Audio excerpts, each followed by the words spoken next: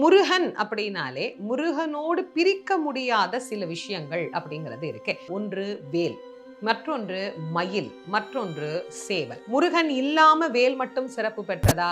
இல்ல. முருகன் இல்லாம மயில் மட்டும் சிறப்பு பெற்றதா? இல்ல. முருகன் இல்லாமல் சேவல் மட்டும் சிறப்பு பெற்றதா அப்படின்னா கிடையாது. முருகனோடு இருந்தால்தான் இது எல்லாத்துக்குமே சிறப்பு.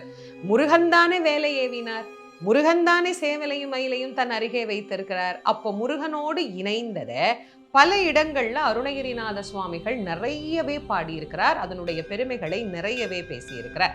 சேவலும் மயிலும் போற்றி திருக்கைவேல் போற்றி போற்றியே அப்படின்னு முருகனை போற்றுகிறோம். எப்படி போற்றோம்?